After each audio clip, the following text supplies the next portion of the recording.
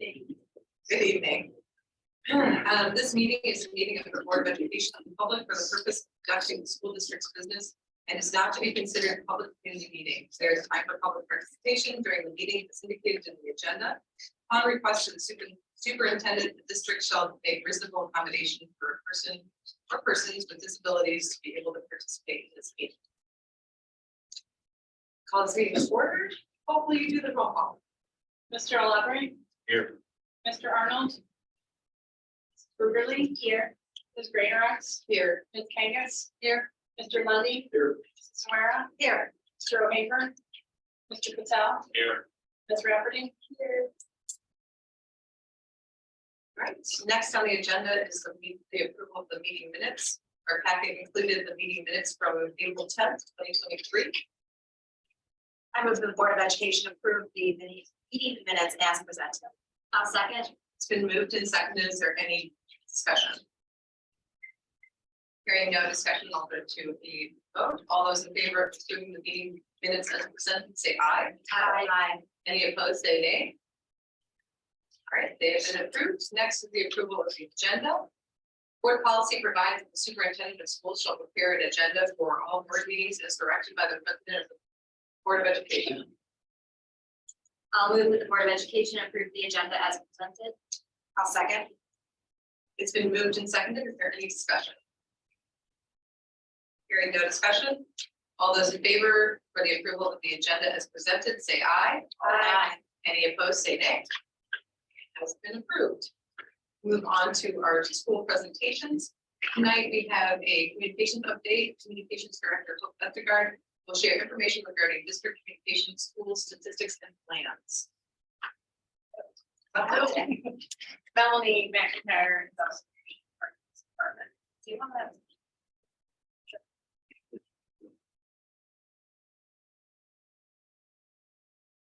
All right. That work. Not sure.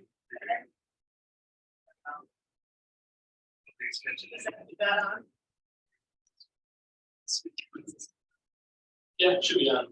Three green lights. You're not hearing the sound? Is this one? Oh.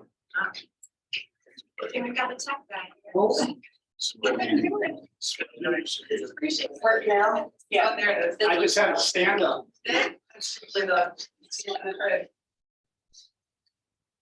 Okay, Chris asked me to give you sort of an overview and summary of how communications are going in the district, and I think this might also help you talk to constituents about stuff when people need information, and it can help us form our plans better too. So I'm going to be talking about the tools we have, the kind of reach each of these tools has, and our future plans. So it may not look like it. We do have plans. We try to be really thoughtful, and we sort of break down the tools we have, what we're trying to accomplish. So for critical information, we use our website, we use our mass communications, which means the email, text, and phone calls, and our YouTube channel, and talk to us, which is that little button you can click to ask the question.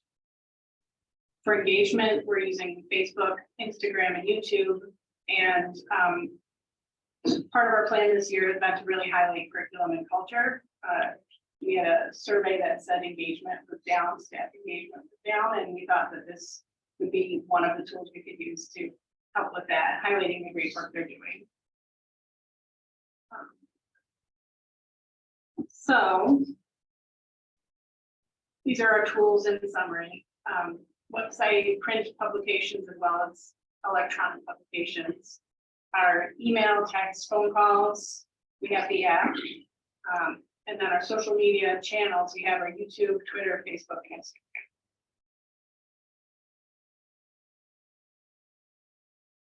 So starting with our website, in the month of April, we had almost 15,000 users, 54,000 pages were looked at. Priority pages were parents and what I would call essential information. Enrollment or food and nutrition, that kind of stuff. That's 35,000 out of that. Approximately 6,000 were what I would call human resources or staff essentials. Community Ed gets a lot of hits. And then the last 10,000 was a bunch of miscellaneous pages.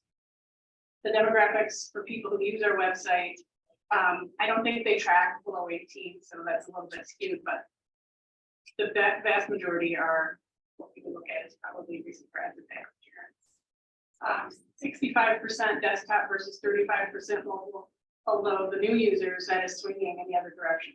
So the older users, I would guess. Tablet is a mobile. If you're talking about an iPad.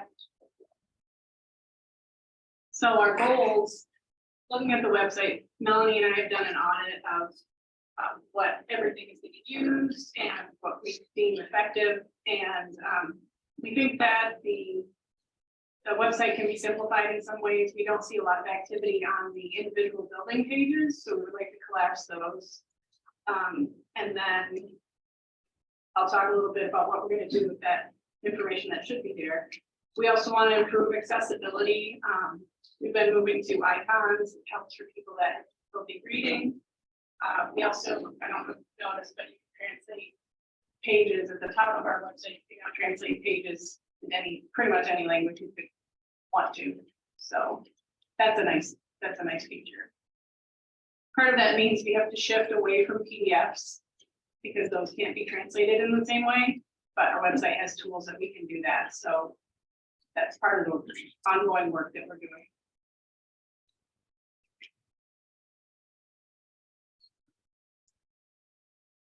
So our publications, our biggest publication is Making Waves. There will be a new one going out shortly. The catalog also has the same reach.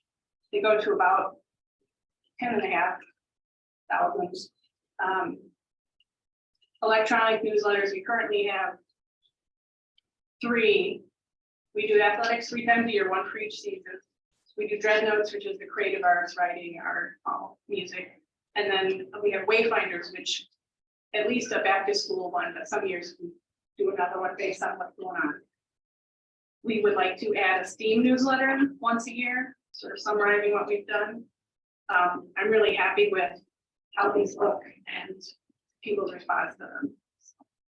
And great credit goes to Melanie for the whole Making Waves. She writes almost every single one of them and puts together the publications. So props are good.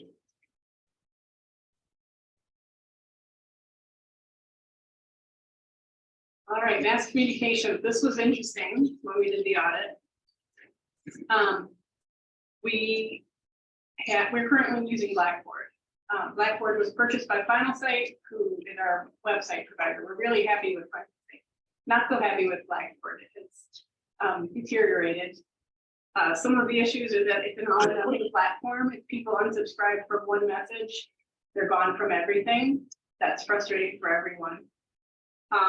We've had a lot of errors importing contact information from PowerSchool, and formatting is not easy to make anything other than a straight email. So we end up with really long, dense emails that are hard to read. This year, our numbers went really high on messaging. Last year during the school year, we sent as a district 546 unique messages. So that's principals, Chris, the district messages, teachers, everything. This year to date, we've sent 2,900, which is a big jump. I looked at that, and some people are sending from an account that could either be counted as a district message or as a teacher account because of the permissions they need because they sent to one building.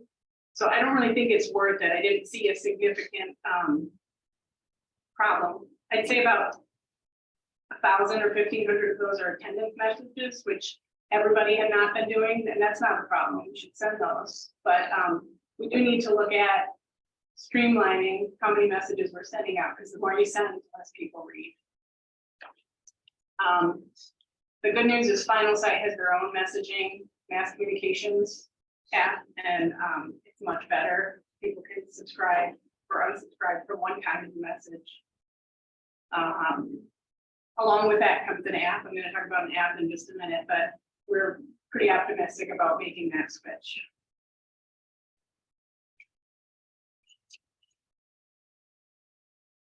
So this is what our app currently looks like if you haven't downloaded it. It is it's healthy use, about 4,800 right now. The majority of them are the older students, which makes sense. And the pages that get the most clicks on there are news, payments, menus, Power School, and the calendar. That's sort of what you would expect. So what we'd like to do with the website is shift the content that expires quickly over to the web, to the app, so that parents are not having to wade through a bunch of stuff. One of the reasons that the schools are not updating their pages is because there's a lot of information flowing all the time. If we can flow that through the app instead of taking the time to put it on a web page and then having to replace it, I think that would be more efficient.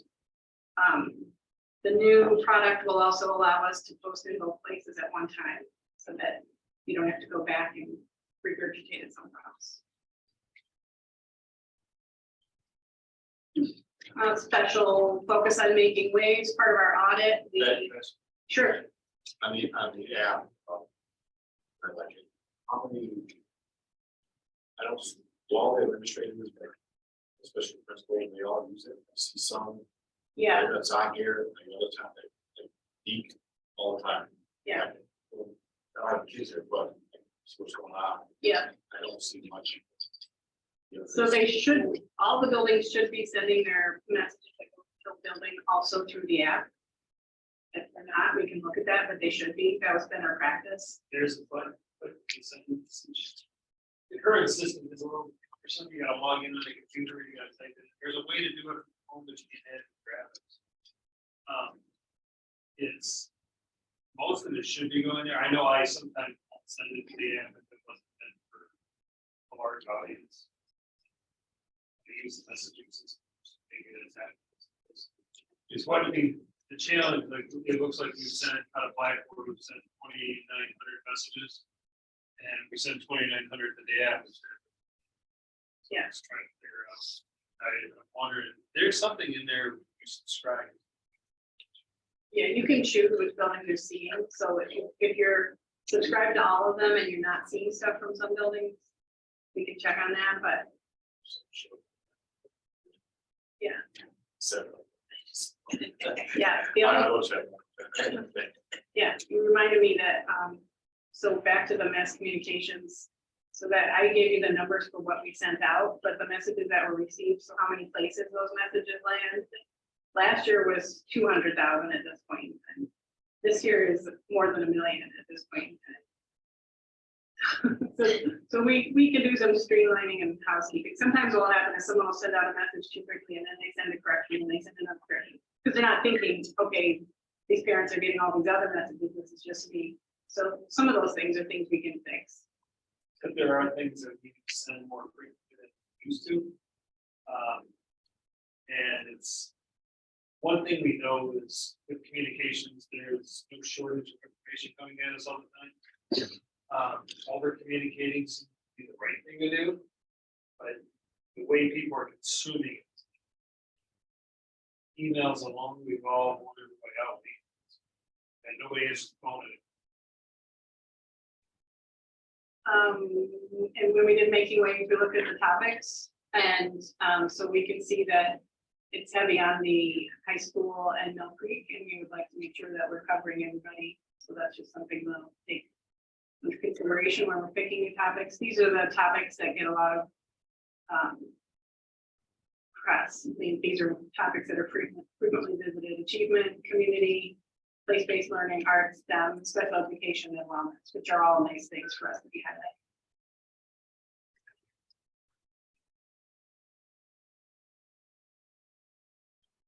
So that brings us to the elephant in the room, social media. We did just join a lawsuit which criticizes social media for marketing to students, and we still think that is true, that they should not be marketing to kids. From our point of view in the communications office, conversations are going to be happening on social media, and if we don't participate in them at all, it's a missed opportunity, and it also makes misinformation really take all the oxygen out of it. So what we're trying to do is encourage good conversations. Some statistics about social media, 72% of all adults were using it in 2021. A more recent one had it at 78, but this was Pew and it's the most recognizable source. 85% of Americans ages 18 to 29 use social media. Even 45% of those ages 65 and up. That was surprising. The most popular social media platforms are Facebook, YouTube, Instagram. I crossed out TikTok and Snapchat because we're never going to do those. And then Twitter and Pinterest. Pinterest was not a problem, but we're not really interested in our purposes.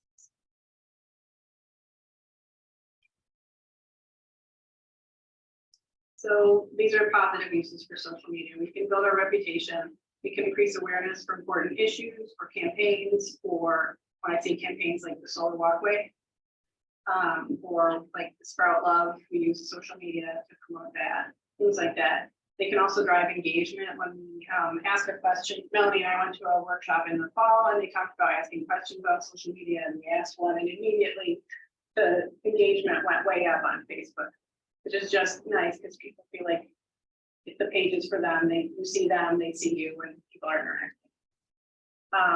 Longer term goals would be to increase and maintain enrollment because of our reputation, because we have information out there that people know what they're getting when they come to Dexter, and also to recruit high quality staff because they see the kinds of things that Dexter staff are doing.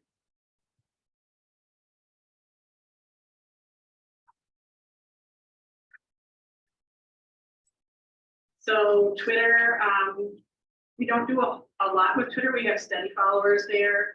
Twitter is sort of morphing right now with the new ownership. And so we're kind of just hanging in there. Mostly we use it for information. We do a lot of retweeting, like when stuff like the Brian Rowe tweets for the consortium, we'll retweet that. I sort of think of people looking at Twitter, or they're having a cup of coffee. So we'll put reminders there, but it's not an essential information source for us. The topics and posts that were popular there include, they're always, graphics are more popular than text, and our tips, the other one. What? Events. Yeah, events, those kind of sort of like the highlight of the day kind of things. That are there. Yeah. Except kind of laid off. Kids aren't really into it. Yeah. It's fun. And I'm not going on stage. Or TikTok. Or TikTok. I go to TikTok. So that brings us to YouTube. We've been, since we didn't do a lot with YouTube prior to 2020, when we started doing the Zoom meetings and recording those and posting them, that's sort of how we got started. But we've been using it for highlighting quality stuff in the district. And the numbers are here. It's sort of split for a mobile device versus a desktop. The popular videos are the shout outs and making waves topics. Interestingly, the Board of Education videos are viewed like maybe 3% on average compared to all the rest of them. So that's where the meetings are. Sometimes it's 3 viewers. Yeah.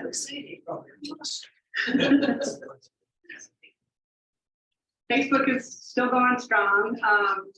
We have shifted our posts a little bit. We're not doing long text posts anymore. We will do graphic images that are easy for people to share. Sometimes if you do long text and somebody shares it, stuff gets cut off. It's always a kick to see what's popular. Chris doing the polar plunge was really popular. And Purple Diesel's appreciation post was also really popular. That's in the last little while. Over the last year, we have congratulations to Coach Jacobs and also 2 transportation videos really popular on Facebook. So we're going to keep going with that. We're going to keep doing the engagement calls to action where we ask a question or we ask people to post. Like right now, we've asked people to post their kids who are graduating with pictures of them when they were younger started. Yeah, those are fun, and people love them. Like the kids love them if they ever go on Facebook. The parents love them, and our subscribers sort of track with what we would expect. Um,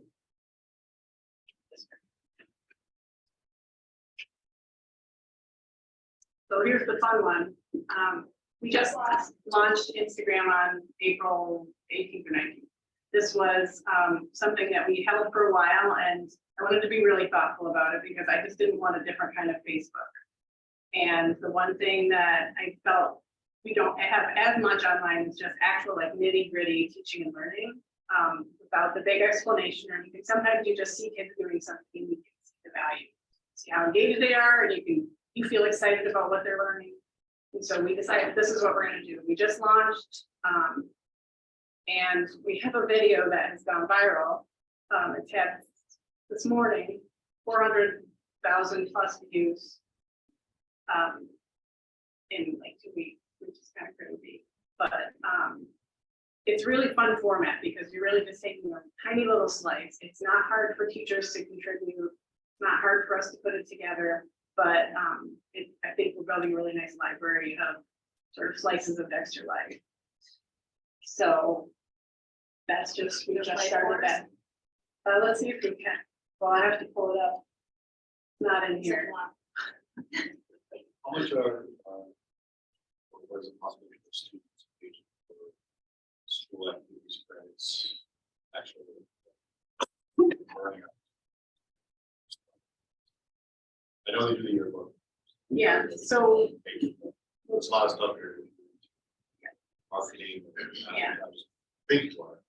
yes. So one of the things that Melanie and I are talking about from a conference we went to in March is something called a creative guild, where we identify the students that are good at or interested in this stuff. And I don't mean just yearbook because there's always a bunch of kids who want to work on yearbook who can't get in there for whatever reason, their schedule or whatever.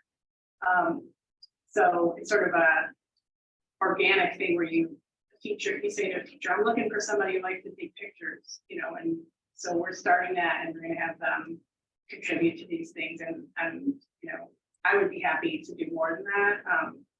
Elise's kids did for their project, didn't start with me, but came to me and said they put a page on the website for high school clubs. So they did that and I gave them feedback back and forth about things you need to think about, formatting, etc.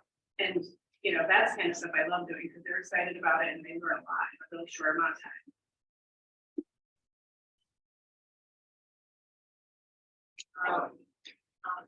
I was just curious, I know a lot of the high school groups use Instagram. Are we engaging with the student groups? Like, are we following? Yeah, so so our practice is to follow student groups. Individual students not unless they let us know that they want to be. I feel like that's their space. We are not going to do posts on Instagram that are like today is bus driver day, even though we love bus driver day. We want to keep this for this narrow focus, but if somebody else posts things like that, we'll share them on the story. So Instagram is like a grid of pictures or small videos. And then when you log into Instagram, you can scroll and see all the people you follow. But also at the top of the page, there's a little thing where you can see their stories. And a story is just there for 24 hours. So we feel like we can boost those groups in that way. And we like their stuff. But we like local businesses that partner with Dexter schools will follow their pages. But we're trying to keep it very Dexter. So just in summary, our goals are we want our information to be accessible, accurate, reliable, and helpful. And the qualities we're going for are for our information to be appealing, thoughtful, engaging, and unique.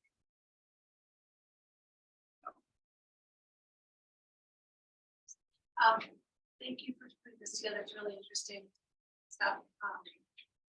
And 2 questions. How long does this take to do? Looks like it's really thorough. And then also, have you done a survey of parents to find out some feedback on? That's a good question. That's on our agenda next couple of weeks. We've got some preliminary questions, but there's other things going on. We want to kind of make everything dovetail. We did that thought exchange survey, thought exchange to summarize it.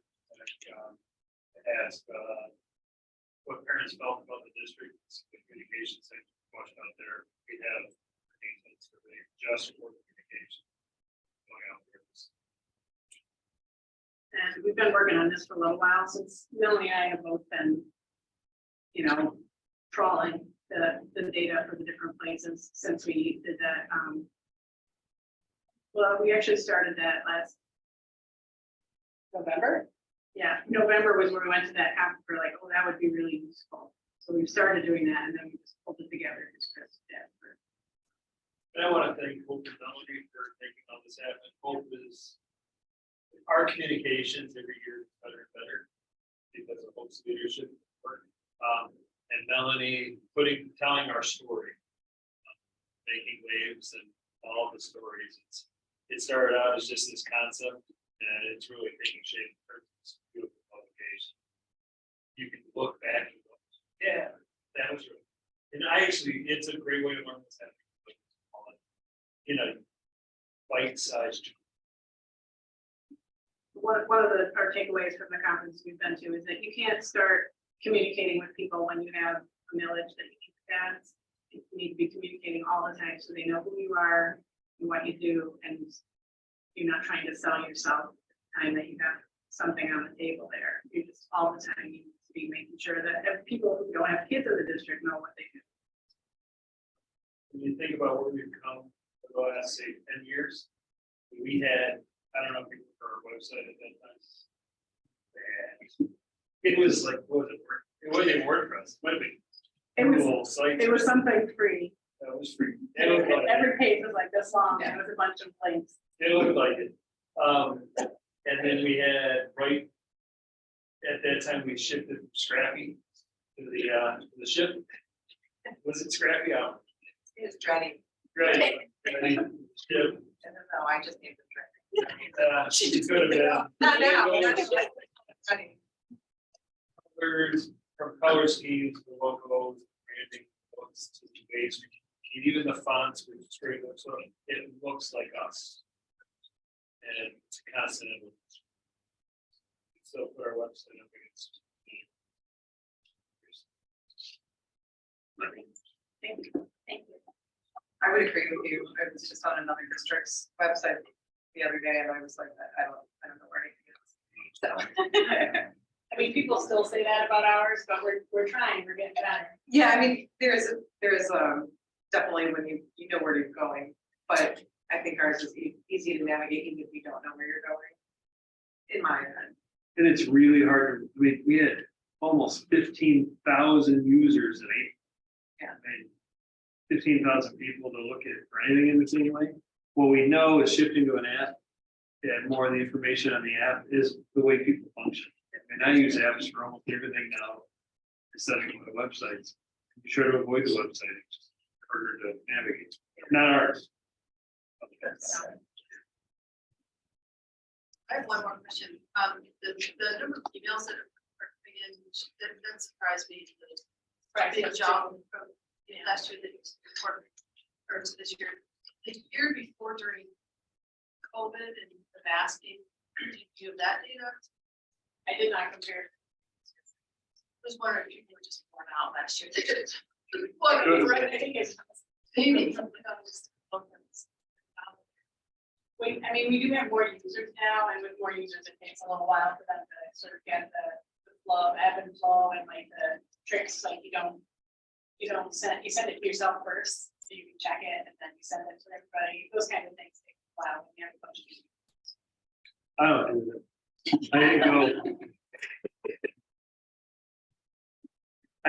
I get a whole bunch of people.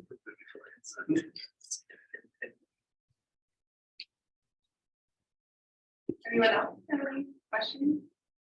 All right, let's move on to our first opportunity for public participation. During public comment, each speaker is allotted a maximum of 5 minutes for a total of 30 minutes unless otherwise notified. Each speaker will be asked to announce his or their name and district of residence and indicate if he, she, they represent any organization or agency. No person may speak more than once on the same subject during a single meeting. Those wishing to receive a personal response from the board or superintendent must complete a public comment form available at the meeting entrance and on our website. In addition, as presiding officer, I would like to remind everyone that public comments should pertain to Dexter Community School District matters and concerns related to the operation of schools or to matters within the authority of the board. Those who wish to speak shall direct all comments to the board and not to staff or other participants. Also, speakers addressing the board shall take into consideration rules of common courtesy. Speakers who make attacks of a personal nature and or do not abide by the rules of common courtesy will be reminded of such rules by the board president or presiding officer. Such individuals may be asked to leave the meeting if their behavior is disruptive or interferes with the orderly progress of the meeting. Also, please understand that the board members do not respond to public comments, but we will listen very carefully and will follow up as appropriate. If there's immediate need for clarification, we will do so after the speaker's allotted time. Is there anyone who would like to participate in our public comment?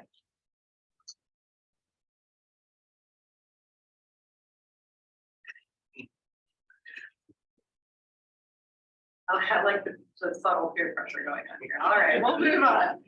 We'll move on to administrative and board updates, starting with our superintendent, Dr. Timmons. We're in the home stretch.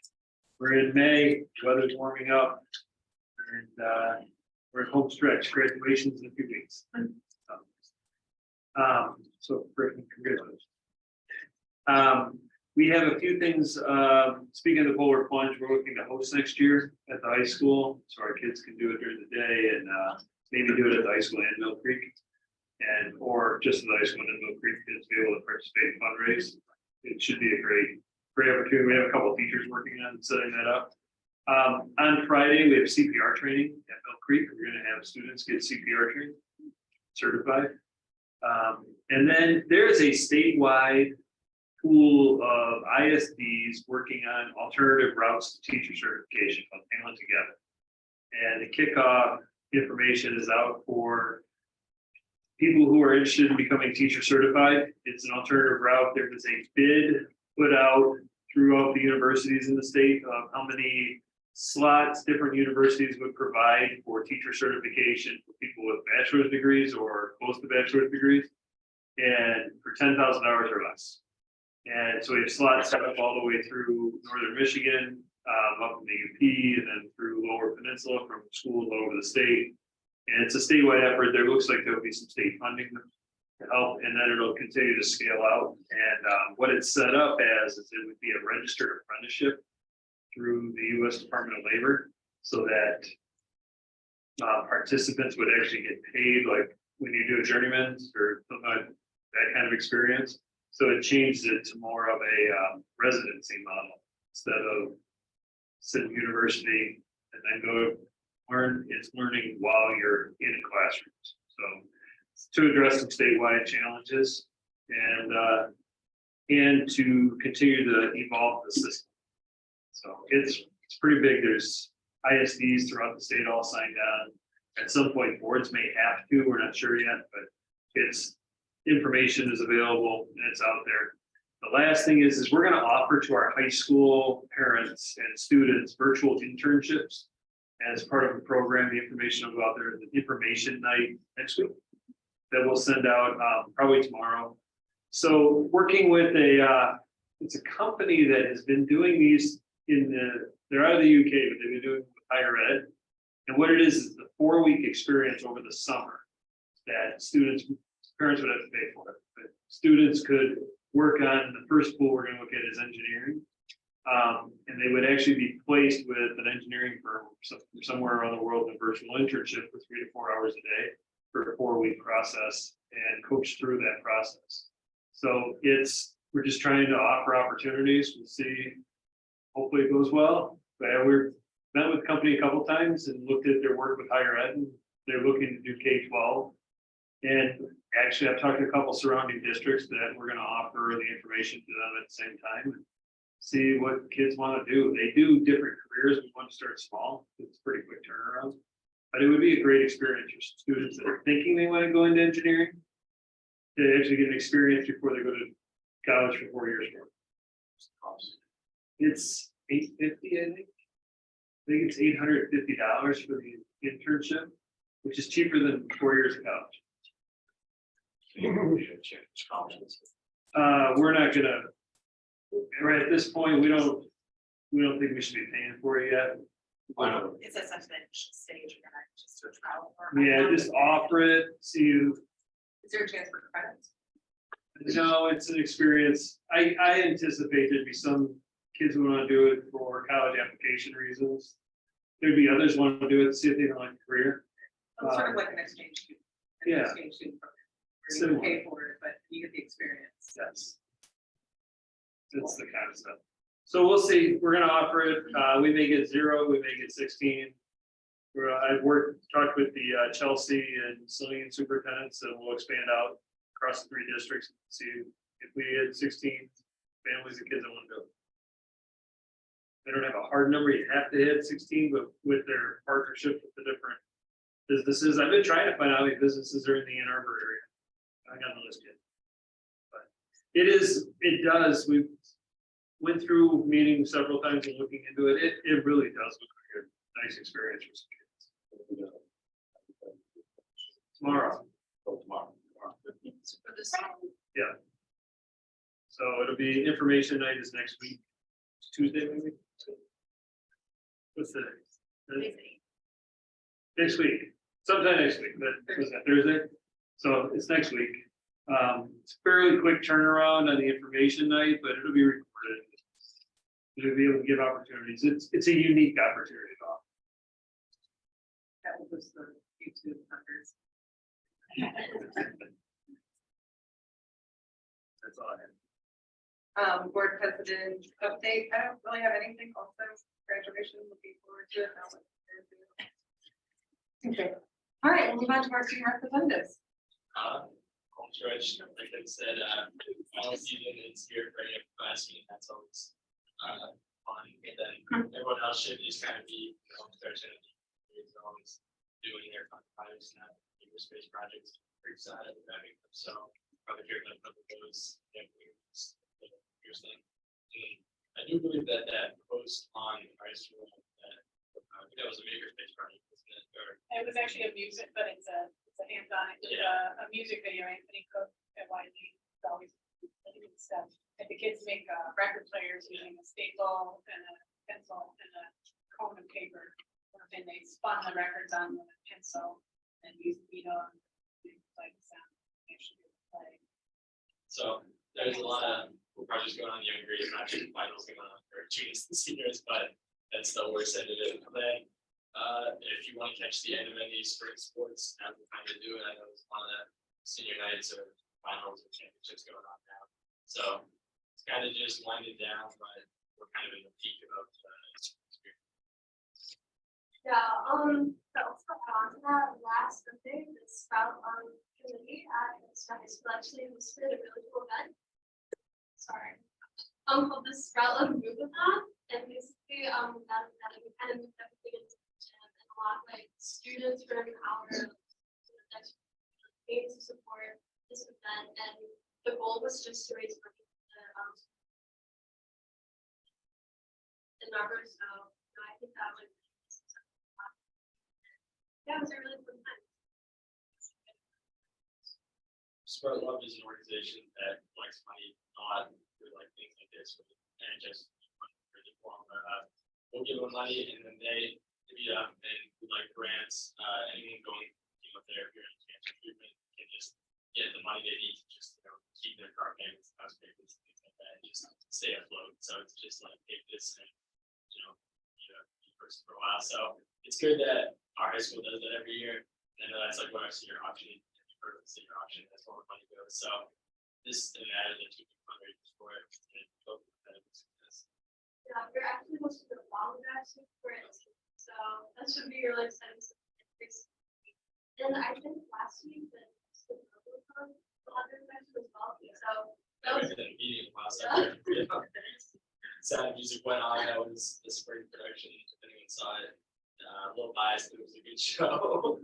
And yeah, so I think the Dexter BOE Club's film night, or like student night, is this Thursday.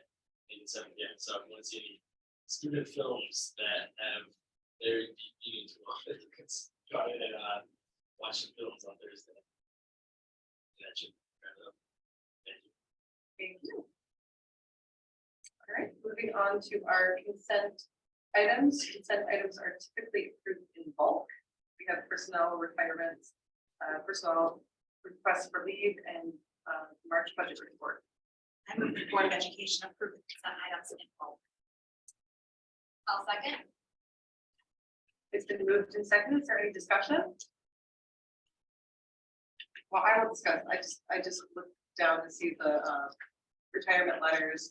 And the names listed are Lisa Sumala, Shelley Rivera, and Ken Moore, and all outstanding teachers. And it's, you know, it's a blessing to have had them in the district, and then I know that they are ready to retire and move on to their next stage of life. That's weird. Anyway, any other discussion? Thank you for all the work. Yeah. All right, so all those in favor of approving the consent items in bulk, say aye. Aye. Any opposed, say nay. Right, they have been approved. For action items, our first action item is the first reading of policies. This evening's packet contains several draft policy updates that the policy committee reviewed on May 5th, 2023. They include 7450 property inventory, 8510 wellness replacement, 2623 student assessment, 6325 federal procurement, 1615 use of tobacco by administrators, 3215 use of tobacco by professional staff, 4215 use of tobacco by support staff, 5512 use of tobacco by students, 7434 use of tobacco on school premises, and 9160 public attendance at school events. I move that the Board of Education approve the attached policies numbers 7450, 8510, 2623, 6325, 1615, 3215, 4215, 5512, 7434, and 9160 for first reading as presented. I'll second. It's been moved and seconded. Let's discuss. Do you want me to give a summary of what we're doing with these?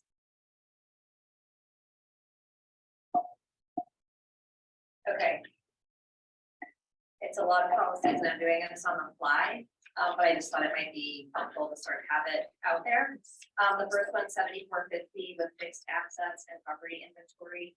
We are doing this at the request and urging of our chief financial officer and in consultation with our auditors to make sure that our policies represent sort of what we need to do to have best practices for budget. So it is a change of numbers, essentially. I got. Okay. I'm not sure if we're sharing it or, but just comments, it's only first reading, but I know what it means, but you say spot check inventory, pretty vague of what spot check, at least my point of view was.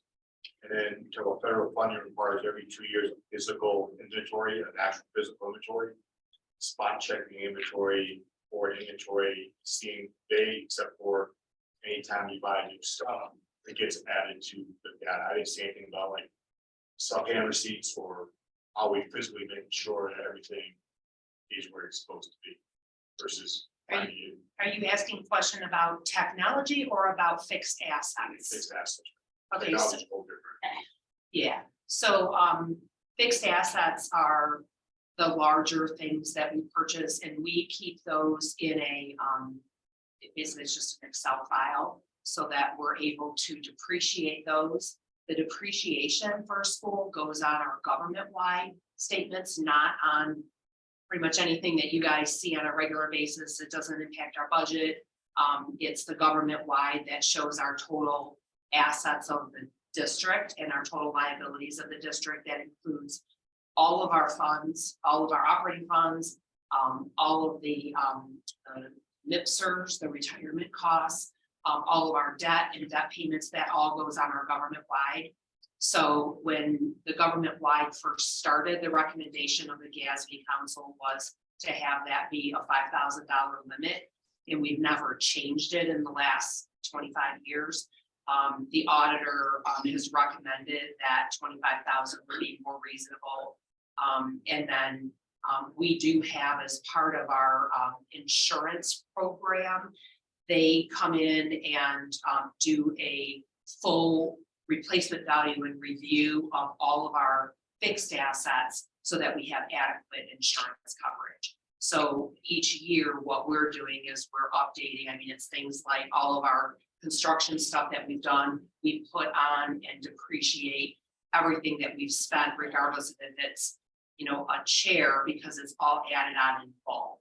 So it's not really an inventory where we go around and go, well, do we have a building? Because the number of line items that we have is not that great. It's every bus, it's every vehicle that we have. So now it would be everything over 25,000 or more.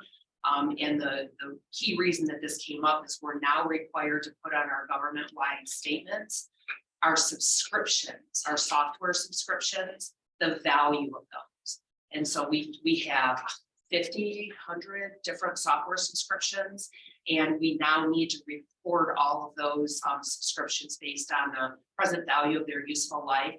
So if we had it at 5,000, it would just be tedious to add just to government-wide statements. It's not really, it doesn't add any value. So that's the reason for that.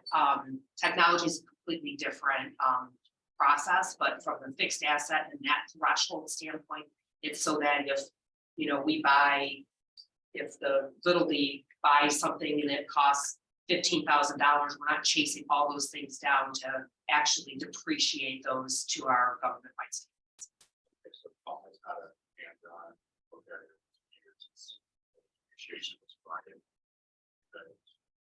Yeah, I mean, it's big ticket. Yeah, it's big ticket items, so it's not really too much to put your eyes on. And we have the stuff that you have. Plus doesn't walk away. I guess it does. We didn't take it off. We went through some issues 2 years back. I think the rigorous records, I think, is the key to everybody. Well, that's technology. I mean, that's a completely different, that's not even what this policy and the change in this policy relates to. The technology is a much lower threshold than everything that we asset tag, we keep in a database. And that's handled completely separately in our technology department. But we do go through during the year when a bill comes up, we look at the bill and go, does this have to go on our fixed assets? And then we review all of those account numbers that generally get fixed assets at the end of the year so that we can record and depreciate it before the audit. Sharon, one more question. Could you just comment on the fact that we are being asked to pass this retroactive to cover the whole year and the reasoning? Yes, so the the software subscription information technology GASB requirement is for this current fiscal year. So it's for the fiscal year ending June 30th, 2023. So in order for us to pull the proper subscriptions that we have, we need this to be retroactive to July 1st. If we just passed it, then anything we had up until the time you passed it, we would have to go through and it'd have to be based on $5,000. Anything after would be based on 25,000. And this is the first year that we're having to add them in. We not only have to add them in onto our long term, but we have to actually record liabilities and assets. So we'd have to do a lot of manual calculations that would be something to do. So we are asking for this particular policy to be retroactive to 7/1/2022, so that it would cover the 2022-23 fiscal audit that we will do after June 3rd.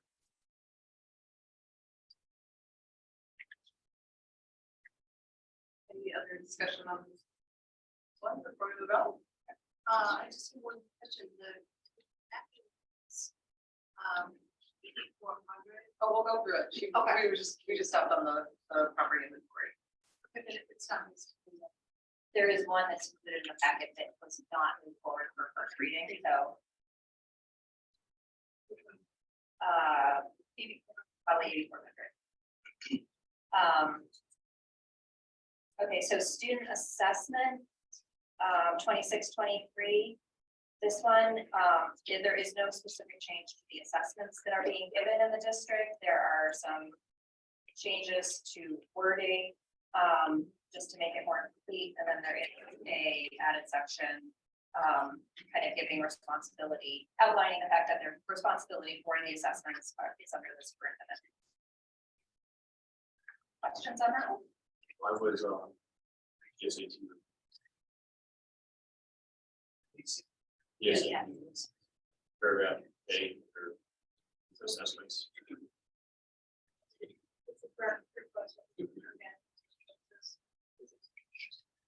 Yeah, we didn't originally have the PSAT, in there. That's only, right now it's required by law, but that's such. So right now they're getting as part of the state test.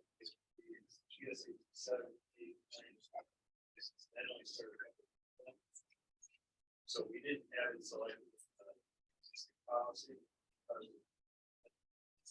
Still get it. Commentary, now it's state.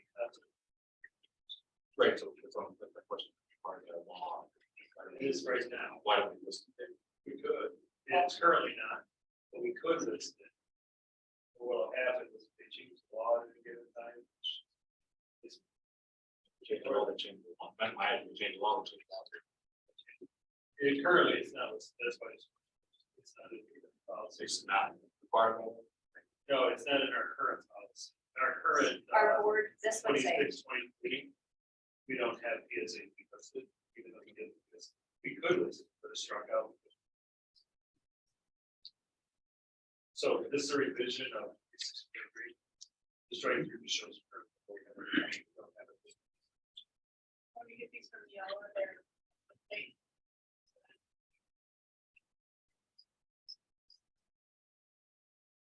So you want to add it in. well, I guess my thought would be, we always follow the law, but to have board policy change based on what the legislature is asking. I don't know, because this would essentially say if the legislature changed what tests were required, this would say our board says students still need to take the SAT, even if the state changes it. So the state has precedence no matter what, I get it. and we follow suit, Why we, I guess the money. because they did it 2 years ago and now. Required by state law. What was that? I'm not a lawyer. To me, you're listing some, not listing the others. Why don't we have another policy meeting before we come back to the next board meeting, so we will relook at this one and make sure we feel like it reflects the fact that we're following state law. Yeah, right. I mean, I feel like there are a lot of. Right. Well, because currently, for example, PSAT 8 and 9 are the replacement as part of the M step, we talk about the M step. If we had an option of offering PSAT 7 8, we had an option of offering PSAT 9, PSAT 10. We'd have to decide at what scale, if we want to make every kid take it, or just the ones that want to take it. It's in the policy that we have to do it. We gotta drag every kid through what we do now. And if it was an option, I don't think we want to. Not every kid wants it. Very few kids actually want to take it. But we have a lot of kids that, when we look at what's happening with testing, universities are moving to, they had the test optional experiment. What we're going to see is more test optionals. We're seeing a change. Standardized testing. Honestly, they've proven the only thing that score shows is how well you do the next time you take that test. That's what it shows. I think we've always tried to get stuff to parents we put to avoid that. Well, and there is a generic statement, and it's the Michigan Student Test of Education Progress, MSTEP, Michigan Merit Examination, or other readiness assessment programs approved by the state superintendent. Which would cover, yeah, pretty generic. I think we can take this back to committee. I think one of the things I've learned doing policy is that it's really hard to pull out like one line and rereading the whole policy kind of start to finish. You kind of find the meaning in there. So I appreciate your comments and I think we can look at it again. So the first read, I got another question too. I think I should consider this question why. Maybe, on section C. Again. We talk about special assistance to bring skills up. Back page. I just forced this. Yeah, it's great. It's page 2. It's the, it's at the bottom of the page. It's the third grade writing. Right, yeah, I know what else. You don't have to answer me now. I'm just kind of asking questions. Yeah. Later No, on. I'm not. It's a good question, but it's- They rescinded that one. No, it's not that. It's not those holding kids back. It is, but even in your fourth and seventh grade, there was, when we look at requirements, we do work with students who are behind readings and their reading scores, those grade levels. So 12 to 13% of our students have an AP. Out of that group, about 2/3 of that reading disability. So we've already put programs in place. We do have other students that are gonna grade level in reading. If we put it in policy, then we're gonna need a better reading specialist at this grade level. We haven't worked. Figure out what we.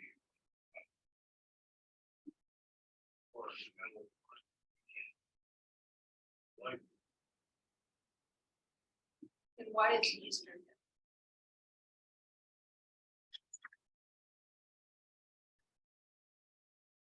sorry. So that's not in the current policy, that's why it's. I see. It's So all- we're starting from the template and you're trying to make the template fit our current policy. Right. But we could add. We could, I mean, one of the, It's all. yeah, I mean, I guess one of the things that we try to be cautious of, or there are, Neola provides us a lot of options for each policy. And so they can get heavy in terms of what we're requiring for every given thing. So if some of these things like already happen in other ways. I guess what we read this was just sort of not adding workload, but If it's different, yeah. and a chance of not finding correct in the time manner. For example, the next policy we're gonna look at, or the wellness policy, that one, the Neola version of the wellness policy is. It's at least. What version of the policy are we? Well, We, They try to keep us up to date with all the changes and other options that they do for the process. Makes sense for your district. Neola analyzes administrative law judge reviews. They look at OCR. Rulings. Laws, case laws, circuit. They try to tie. Sometimes they do options, sometimes you run issues. With all options. Department law.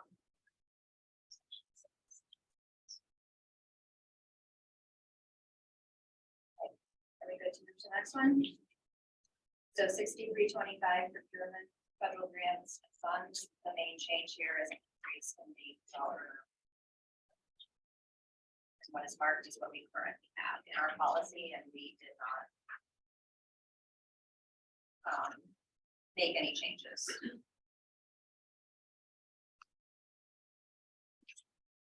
That one. The wellness policy, you have a copy of Drew's policy. This one is 3 pages long. We have multiple times looked at the Neola policy. As Dr. Tennis mentioned, it is very lengthy. There are a lot of options, and when we first started looking at it, we thought, oh, these are all great things, and we are doing a lot of them in the schools, so we should show that we're doing that. But when you really do think about it, it is a lot of work to then prove and show that you're doing these things. So we have an option to purchase this policy separately through Trim. It is much more succinct. It hits all the points required by law. And ultimately, this is the one that the committee is recommending that our district follow.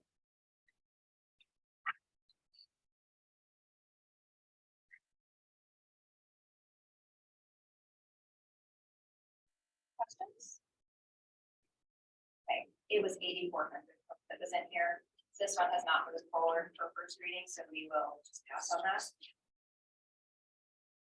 The last set of policies, I'm not going to read out all the numbers, but all of the rest of the policies are related to tobacco for administrators, professional staff, support staff, students, being in a school building, on campus, and public attendance at school events, so people who are on our campus.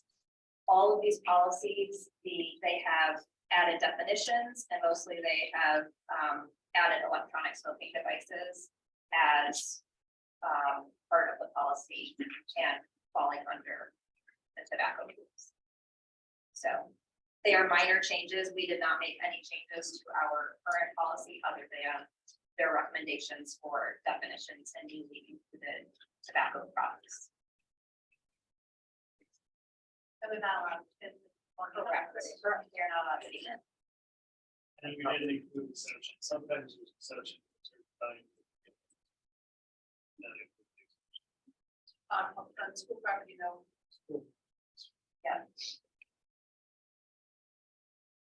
Let's say dogs are not either. Of the best.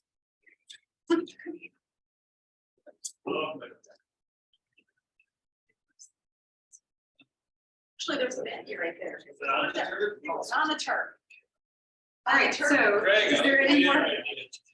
But I like the banner idea, big banner across the entrance to the turf saying, you know, the Chelsea Bulldogs. I was gonna say, maybe you could. Big dogs allowed, heading to yours. So, it's been moved and seconded, we've discussed, is there any more discussion? Okay, We should amend the,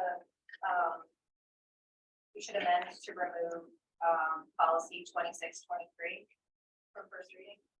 so right, okay, so that would be my motion, I would have had to remove that for first reading, so the policy committee can review it for the statements that we discussed today. I'll second that. We gotta push some first reading, change by reading, come back to the final. Okay. We don't have to have two readings, of final policy, Okay. first reading, so we make changes. Okay. So does that change? Yeah, I don't have to make that motion, I wasn't sure if you guys wanted us to rework it so that you're. Okay, come back That's fine. after that. Okay. Then we'll just leave it as it is, we'll, because we're meeting next week. Yeah. You can also. Yeah, okay. Okay. So I withdraw my motion. You would tell your amendment to your I- first motion is still going. Thank you. All right. Since it's an action item, have a roll call vote. Mr. Elaborate? Aye. Mrs. Burgerly? Aye. Mrs. Greatorex? Aye. Angus? Aye. Mr. Lundy. Aye. Mrs. Samara? Aye. Moving on to our second action item is phase 2 classroom technology project. Our packet included a memorandum and bid tabulation from technology director Rick Muir regarding the classroom technology project.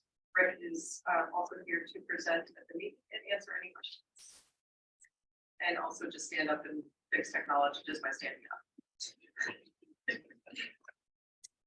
I move that the Board of Education award the contract for equipment and installation for the new line 86 flat panel and soundboards to Google for an amount not to exceed $804,537 and approve a total amount of $1,087,160.87 for this project including the liquid classroom audio systems and document cameras, a 5% contingency of $54,355.85 for a project total not to exceed $1,140,473. Been moved and supported. Move on to discussion. Yes, see something's going on. We probably spent the last year looking at classroom technology. Went to McCall, looked at them, then I brought 3 or 4 different models in to different teachers, had their presenters come in, show them how to use them. You know, we went with, most of the time they don't demo the 86-inch, but I was looking to install 86-inch because of the depth in the classrooms. I'm sticking with one size for the entire district. I didn't want to get into this. These ones are 75, these are 86. We don't need that something that big.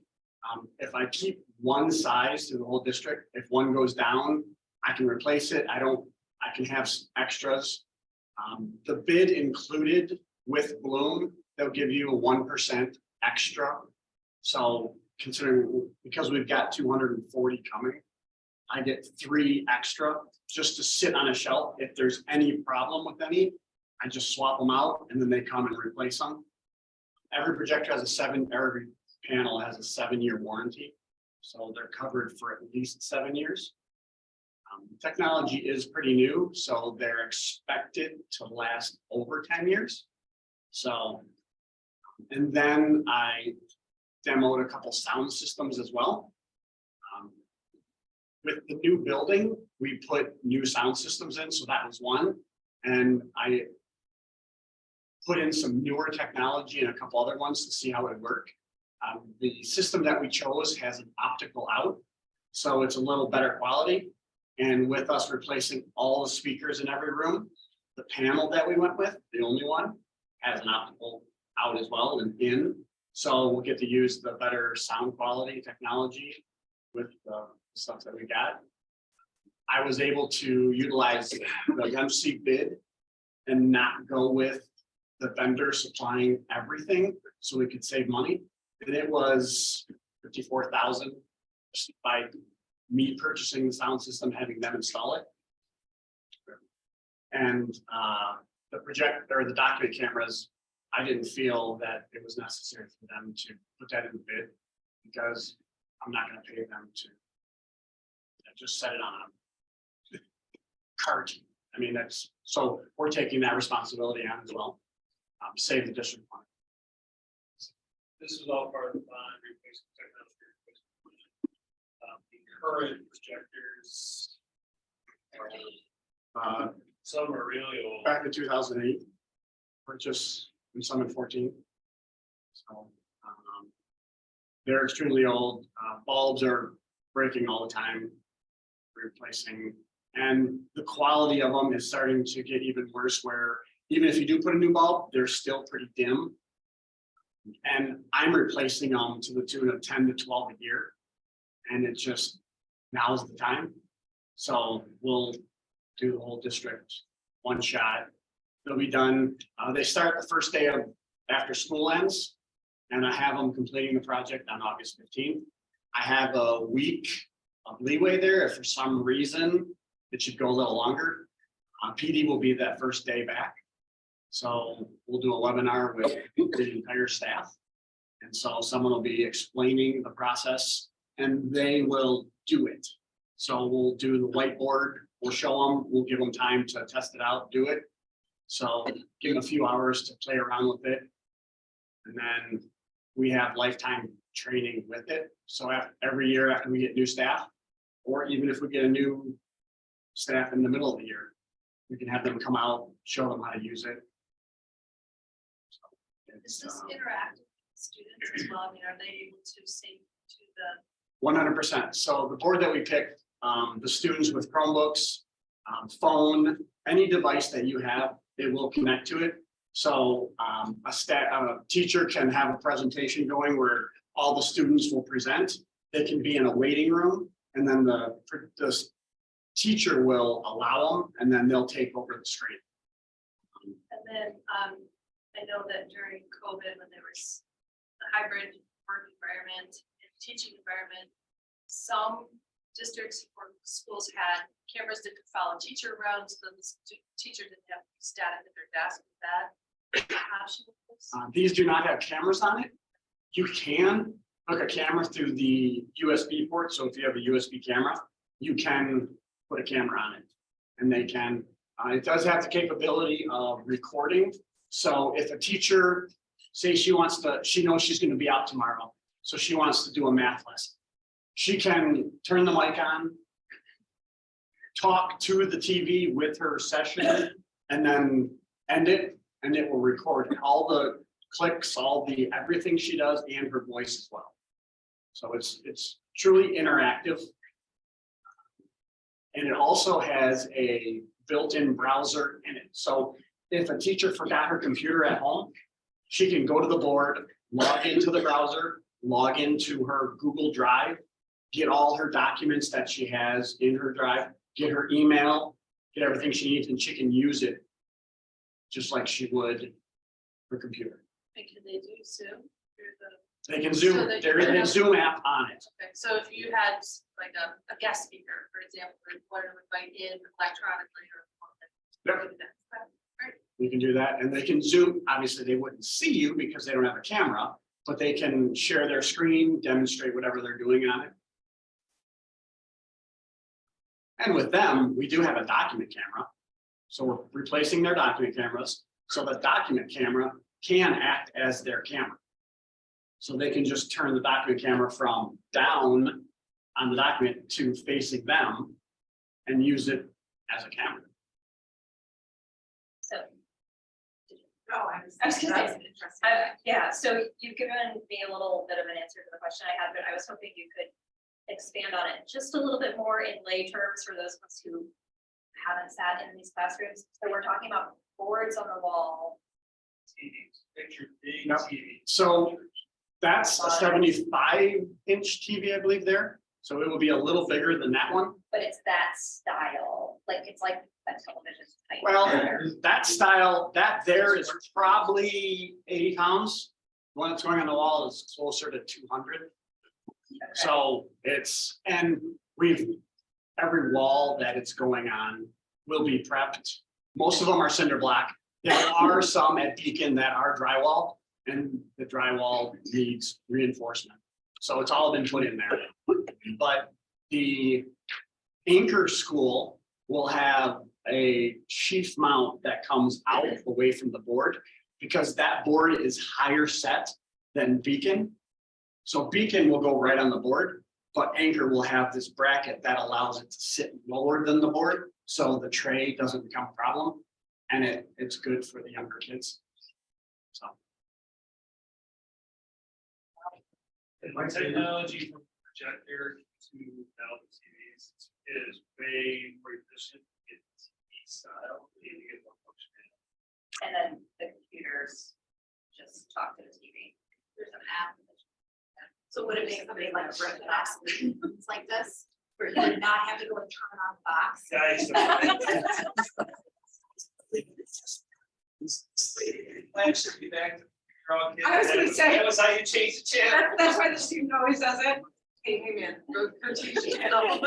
This system also comes with a back end that we attach each device to. So I can program it to go off at 4 o'clock every day and come on at 7:30 or whatever that be. So what we'll do is we will program it so it's not left on.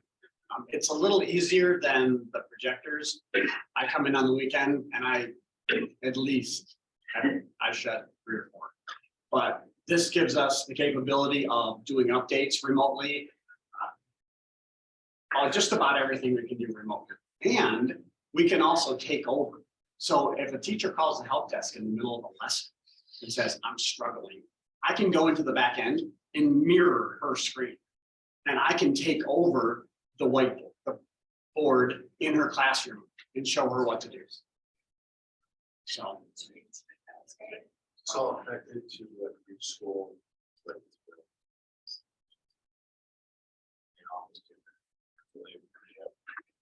On the back end, there is an option where I could type a message that says tornado drill and it will pop up on their screen.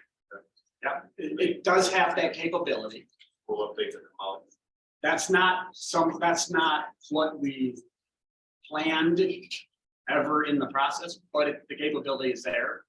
So when we do get them and we sit down with the principal, they can have that access. We haven't had it yet, so it wasn't really a big selling feature, but this one does have that capability. So maybe you could sit in your office like Oz and talk to everybody. Yeah, if we want to do a all school something, That's kind of dangerous. I taught multimedia at a middle school, and I had you know, the old Channel 1 TVs. I had a cart that had the right technology on it that we could take over the TVs from there. And my students figured out how to do it. They had a lot of fun with it. Well, for the daily updates and stuff, the school kids do presentations that go off. I think it's. yeah, if the high school wanted to do some sort of announcements over or some, broadcast, they can. Channel 1 style. And it definitely streamlines everything right now. You'll look, the raceway, you see it kind of tucked around this corner, but it takes away the raceway, so we don't have, the sound sticking out of the wall anymore. It's gonna mount right behind it. So it makes things really clean in the classroom for them. How much should we originally budget for this? We budgeted under the amount or over the amount that I spent. So in there, I have the number at the bottom that I believe, I can write. I think we ought to have something. That's what it's important. I think it's flex the source of funds. From the bond. Say that again? It's from the bond money. Yeah. I think either on your part of the motion or just didn't. Something back 5 years. I can tell you what that's what it is.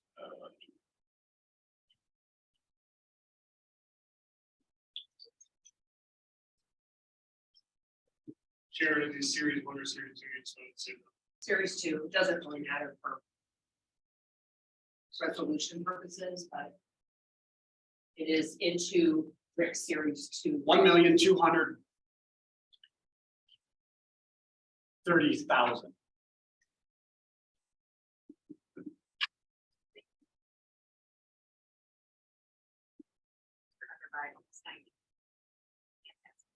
Good job. The cost saves that you're planning to for the setting things on the desks and whatnot. Yes. To be proactive on that. That includes. Yeah, so it could be a little less. I don't see needing that contingency, but if something, it's always good that. Sometimes.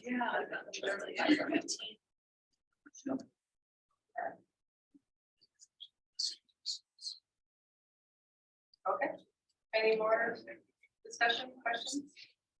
Put it to a roll call vote. Bruder? Aye. Mrs. Greatorex? Aye. Ms. Kangas? Aye. Mr. Lundy? Aye. Zawera? Aye. It has been approved. Yeah. Sorry. You were going around. No ask question. After dinner, my whole. All right, third thing under our action items is the WISD election. Our packet includes, contains a memo regarding the upcoming WISD biennial election. The election will be held June 5th, 2023 at 6 p.m. By law, the body electing intermediate school district board members will be composed of one representative of the board from each constituent district who shall be designated by the constituent board. Candidate names will be shared with the board as soon as they are announced. This evening, the board must resolve to consider voting representatives at the May 22nd, 2023 board meeting. I'll move that the Board of Education adopt the attached resolution to consider naming voting representatives at the May 22nd, 2023. I'll second. Moved and seconded. Discussion? Did you have discussion? Oh. You're just jumping into the ones. We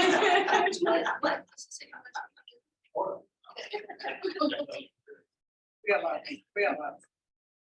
All right, So you could talk about names today, but you don't choose the names, like you have to discuss. Discuss this, it has to be a 2 meeting. it's volunteering to be the representative and, I'm just gonna say right now, that is. We have to run for election. No, you're just the voting, you just have to go to the meeting. So what I'll have is at the next board meeting, who is running, and then the board will choose who to vote for, whoever is going to vote this resolution, which will be the next meeting, to actually vote, we will vote for that person. These are the. Well, so it's This June one's 5th. June 5th at 5 o'clock. I probably can't go. I've done it before, it's sort of fun. Stupid as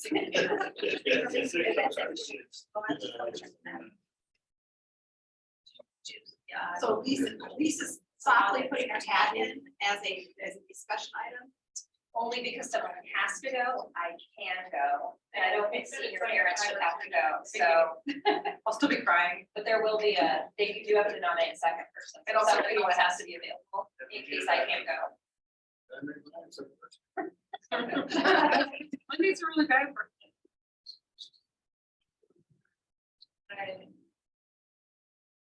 I'm going on senior parent.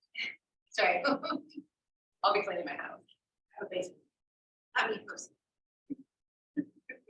All right, so, We considered it. we considered it? Yep.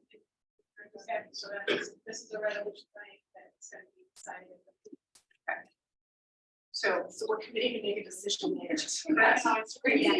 We do this. I know There's it. been times, It's sort of like first grade.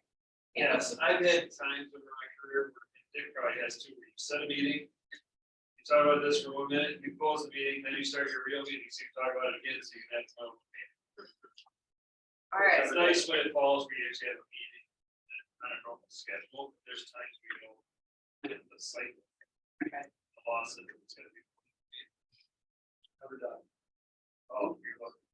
That's the goofiest thing. We can put it, we can put the resolution to talk about it at the next meeting to vote as we have moved and seconded and discussed. Is there any more discussion? Okay. Oh, Mr. Greater, yes. Kangas. Mr. Lundy. Yes. Mr. Wera. Aye. Mr. Lambert. Aye. Curly. Aye. All right. Okay, our fourth action item is the 2023-2024 school calendar. That the Board of Education approve, sorry, jump ahead. That's okay.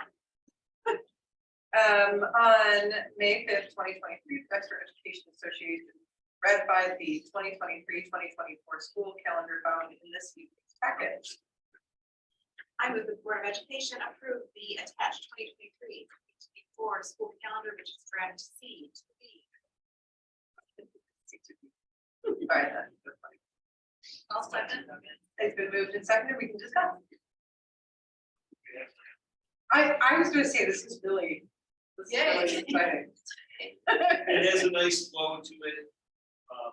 Lots of weeks where kids are scheduled 5 days. Well, it's got a nice flow. October, man. October's gonna be a bear.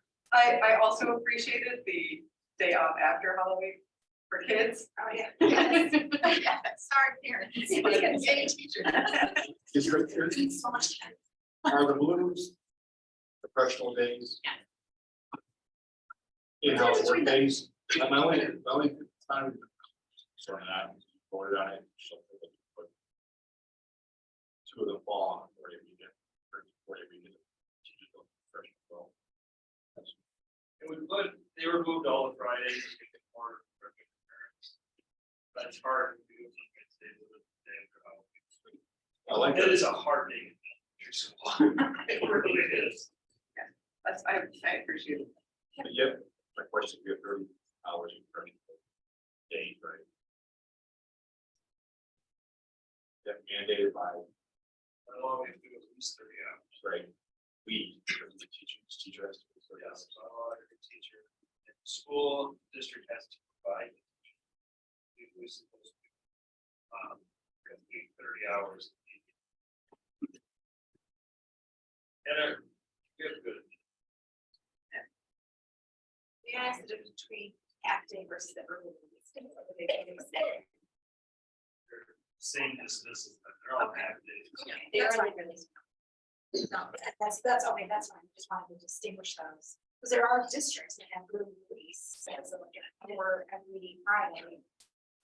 Or whatever, so I just wanted to make sure that that's. So on those full days. Teacher providing yes.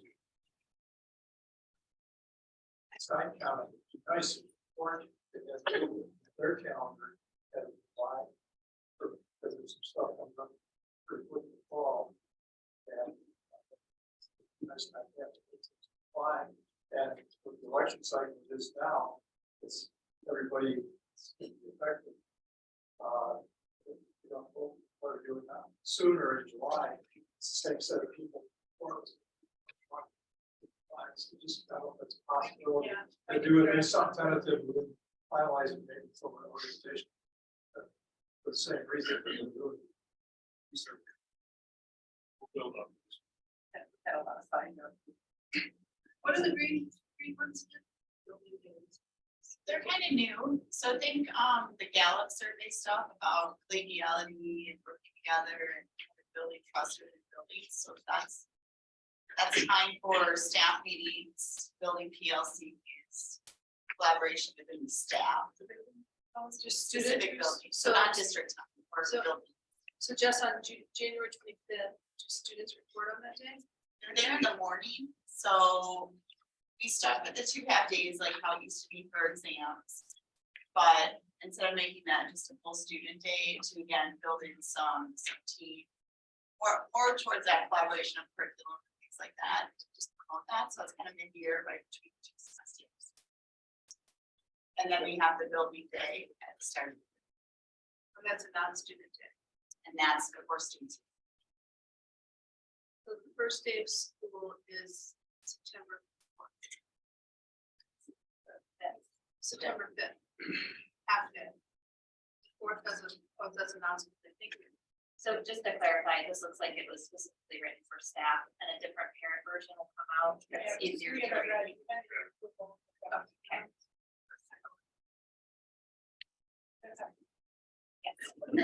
We're like, we don't, the parent calendar. But as soon as people hear it's out, they're going to want to see it. So I just want to make sure there's some.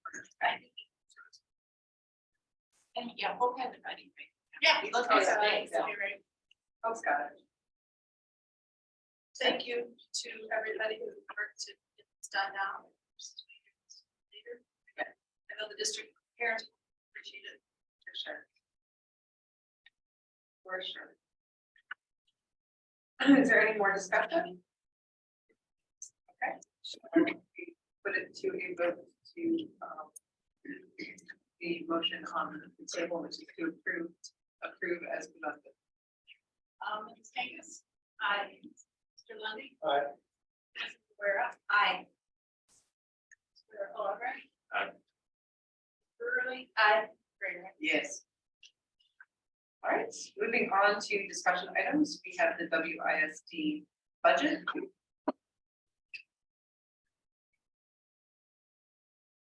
So the ISD every year, they present a budget all by law, local boards. Right. Thank you for coming. By law, local boards are asked to vote on, or they have the right to vote on the general services fund. The Washington ISD opens it up to vote on the entire budget. The ISD board ultimately has their budget. What happens historically, boards either approve or they approve of comments or disapprove comments. Most of the ISD's funding, especially the funds that are passed through dollars to local districts, their general services fund is really almost all grants. For example, Head Start grant, majority of the action, which is highly regulated and distributed across the country. So when you look at what the ISD funding consists of, it is their budget practices, they provide significant support, they provide for special education services, the technology, the data management. They do instructional support. They have achievement initiatives, professional development training. They've actually expanded this year into teacher and leader networks. Actually, Craig helps run one of them for elementary principals. Because we have a significant turnover of principals throughout the state and the region. So we have networks created for leaders. We have networks created for teachers throughout the county. There's some technical support and assistance. When you look through the amount of training, there's the ISD, the real power of an ISD. So, for example, with mental health and school security, the ISD is here to allow us to have all of these sort of courses, all the mental health services, so that there's not as much duplication of efforts. Recently, they came into my future fund proposal. Their budget overall, there is an agreement that the ISD would keep about $3 million of special ed. As far as a rainy day fund, the rest passes through districts. So we are funded pretty much close to 100% special education services. Still requires responsibility to behave and staff appropriately. General services, they keep a little bit of a fund balance. The reality is most they need to, because most of their general services funds are by grants. So the grants, you still have expenditures. Funds may or may not have spoken for yet. They are funded majority by property tax dollars. So they do get some state allocation, but the majority of their funds are property tax dollars. So you'll see it's fairly steady, but it increases based on property tax. Overall, they're really responsive. It's responsible budget given their funding services. We do have some charges. Our schools house the BISD, our fiber network, all that throughout the base. We have charges. There's firewall and supports on the tech end. Special education, there's services for special education. We send very few students to ISD programs, but services and supports are significant. And they do for millions of dollars. So we have distributed 100%. This cost, but we have accessible. You find it pretty good. It's out anyway. Reimburses. She doesn't have to go to some of those meetings. So there is, I mean, when you look, they had they budgeted for an increase in property tax. Tax value.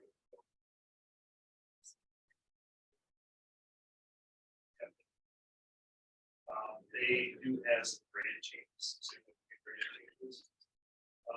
We are pushing as superintendents to create a countywide career technical education director. One of the things I've seen, you've all seen in this county, some counties actually collaborate on career tech. We work in consortium, that is not all the districts. So Ann Arbor does their own thing, KFC does their own thing. Lake is off at 9. We've been really pushing, we need to collaborate on this. We can work together. So they are adding that position. They have staffing issues that we do. And their fund balance kind of fluctuates overall 3 months. I'm sure you have any thoughts on it. Well, to give us all their money, but then also like the business. Yeah, that's still. They can only get, so heavily impact on, they're still capped at what the taxable values people have. Their own funding, that's. Because they don't seem to have to go after increase to cover them. Like we. But it's a little, theirs is a little bit different. Yeah. So much like if we had a sinking fund, just the amount we would collect would be lower, but the operational millage is required to make our whole piece of the pie to our foundation funds, and they don't have that. So they do collect less money and roll back due to heavily, but that's all factored in their.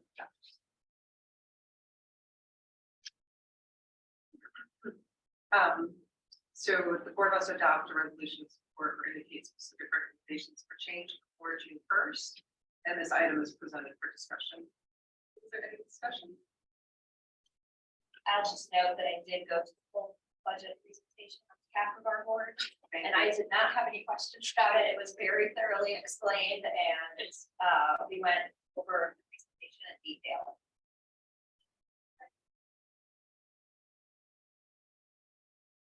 All right, we'll move on to our next discussion item, which is our quarterly financial narrative. Our packet included the final quarterly financial narrative update through March 31st, 2023. And this is also presented for discussion.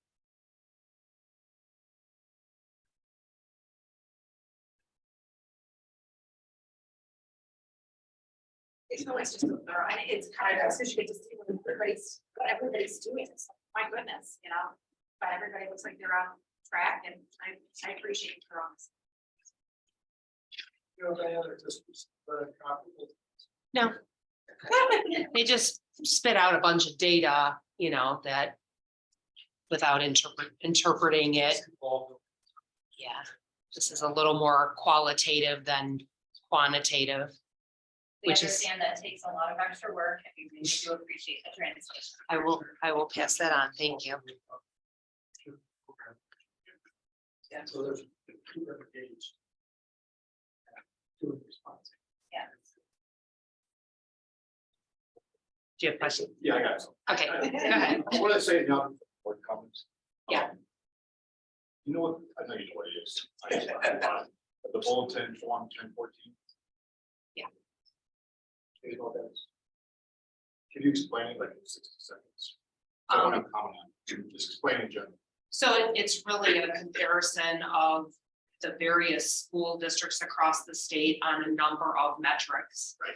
So we've, in actually, when you adopt a board packet, I'll have like a peer information, and we've selected 30, 20 or 30 peer school districts that are more equivalent to us in terms of poverty size. And we use that bulletin 1014 to get the information about their, you know, their fund balance and their average teacher compensation. That's where we've reported over the years, for those of you who have been here a while, our administrative costs compared to other school districts. So I looked at it, I was in a course. This is online thing. Access. Yeah, Yeah. you Google bulletin form 1014 Yeah. Michigan, it'll pop up. Make sure you look at the right year. I just want to commend you and your whole team there. They have all the districts in there, and they actually break down how much money you spend for education, how much money you spend for and business administrative office, and for basically our business costs, your office, basically. We are one, basically we're at the bottom of spending. Top or bottom. But we're usually in the 8 or 13%. Right, on like 780s. And the educational money going to educational support, which is a big, it's only like 6 lines. For diverse, we spend the most for dollars. As you know, the top is like top 5%. Right, yeah, that's, and I knew we did it, I never saw it. Yeah, spelled out there, so. 20 or 30 copy. Well, actually, Chris picked them when he came. It's a new group of. Okay, I mean, yeah, so we just been using the same, I mean, it's like Forest Hills, I mean, it's like ones that are, you know, more fluid, approximately our size, we're not comparing us against Utica and things No, like this that. has, I looked at the whole site. Yeah. So it's really, And on that pier, we're really using it for like fund balance percentages and things like that. We're not, I mean, years ago, we were like, look at how, we were like the very last of, overhead administrative costs and stuff, but, we're not quite as far now, but Trying to give you a copy. thank you. Well, we're still really. No, that's all Yeah. interesting. If we were to do a check over the last few years, I think we would find that we significantly increased the time we spend as self-educated, training, and having strong supports for the classroom. That's a real significant change that I see. I Googled one time, that 2013 station still very strong. One of the things we've tried to do for many, many years is to really focus on professional development to match business goals instead of just spending money. And that kind of was, I think, mentoring some of the things that Chris put in place makes us a much stronger support for our staff to handle things. Always really good. Sharon's office is extremely efficient. No, she's small. But you got the trade-off between money that's obviously in the classroom and money behind it that makes it more effective. I just have one, sorry, Sharon, one question on the loss that I know we're within budget. Is the million, the investment in track, I'm sorry, what? the track, So, the track is currently in our budget for this year as a non-operational cost. We had planned to spend it out of general fund, and when we passed the budget, we clearly identified we were going to reduce fund balance by this amount. And gave kind of an operational revenue versus expense. But there's two things. One is the track's not going to be done, so it wouldn't be expensed in this year anyway. And given the current state of the budget and the projection, the trend based on our structural costs right now, the finance committee has talked about taking potentially those funds from bond. It was always a bondable expense, and we had been putting money aside into a designated fund balance for this purpose. But it would really draw on our fund balance where we have just normal operational pressures that we may choose to not take it from general fund, but we're going to be deferring that decision until next year anyway, because it's just not going to be done in time. okay, so the 3.5 loss, there's just true loss. So 3.5 It's did just not, operations. already didn't include the, yes, because it was like 4 point something, yes. Will affect the total fund balance, but Correct. It would affect the total fund balance. And there's another thing I just want to highlight in here because it'll be coming back to you in June for an amendment. I talked about it last time, but the retirement office has given us basically $2.5 million that has to flow through our books. We will get the revenue and we have to, it comes in on one hand and goes out on the other.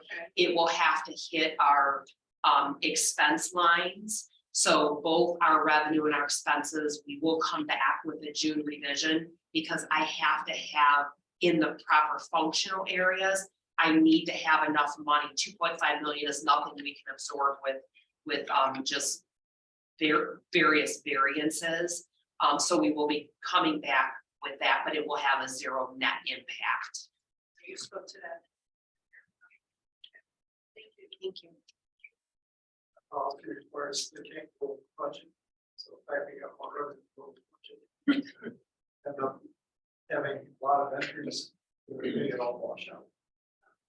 That's a state policy, a state, well, our policy. Yeah, not a state.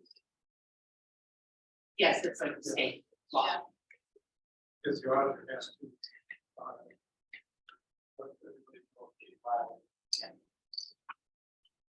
right, moving on to our second opportunity for public participation, same rules as before. Is there anyone who would like to participate? Looking at an empty room, so that's why I abbreviated them. All right, yeah, right. Okay. We'll move on to our board comments. Okay. Would say thing 5 times, 4 times, 4 times. I haven't been to student play for a while, and I was blown away with the quality and the amount of work they had on, and particularly the way to watch Griffin play bronze.